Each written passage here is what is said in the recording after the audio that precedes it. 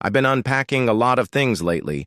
Boxes from the attic, photo albums from the basement, and most recently, unspoken guilt from years past. For the longest time, I have felt guilty about not being more involved in my father's life. And here's why. I grew up with two loving parents who gave me everything they could. But my dad was never around. He worked long hours as a doctor, so he would often be gone from the house for most of the day. My mom did her best to raise me on her own, but she couldn't be both mom and dad. So when I was 13, I started searching for him. I wanted to know who he was and why he worked so much, but instead of finding answers, I found resentment. My dad was born and raised in China. He came to America to study medicine and became one of the first Chinese doctors in our small town. At the time, there were no other Asian families in our town, so my family stood out. And because my dad was different, I think he put even more pressure on himself to succeed. He was a hard-working doctor who made great money, but all that success came at a cost. When I finally got my dad's attention as a teenager, I asked him why he didn't spend more time with me growing up. His response was, "I was working to give you a better life." Then he went back to work without another word. And this continued until I went away to college. I didn't hear from him for months at a time.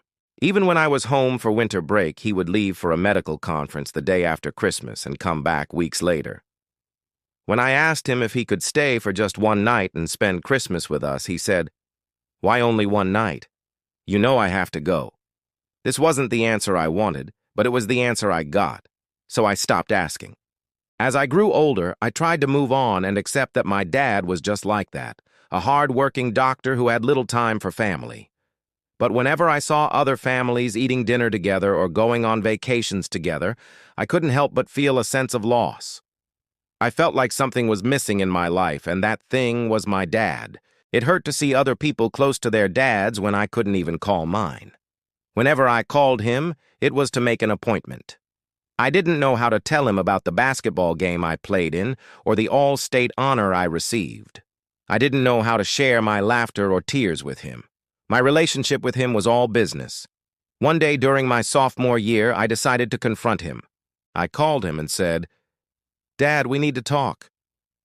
After I hung up, I sat down on my bed and waited for him to call back. The phone rang once, twice, 3 times before I finally reached him. "What's up?" he asked. I took a deep breath and said, "Why didn't you want to be a part of my life growing up?" As soon as I said that, I heard a loud crash and then silence.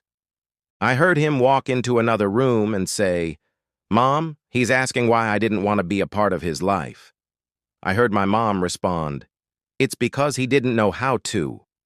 Then my dad got back on the phone and said, "I'm sorry," before hanging up again. This conversation was supposed to be about me, but it wasn't.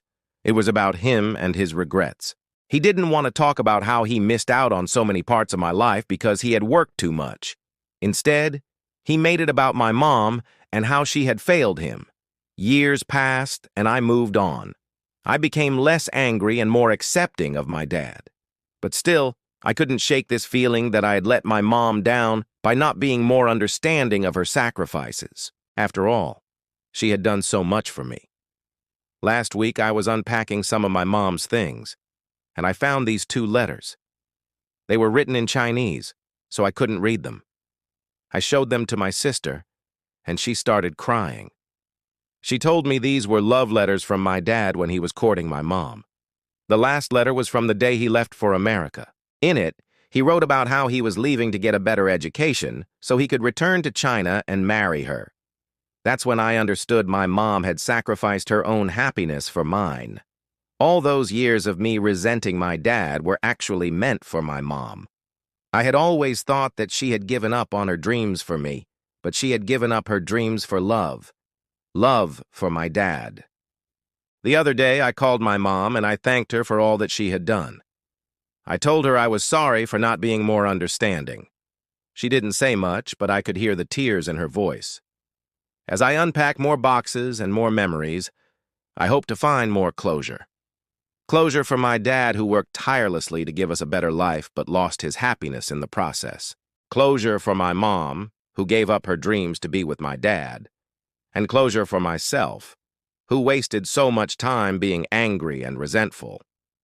I know that everyone has their own story and everyone makes their own sacrifices, but I also believe that we can find peace by acknowledging those sacrifices and saying thank you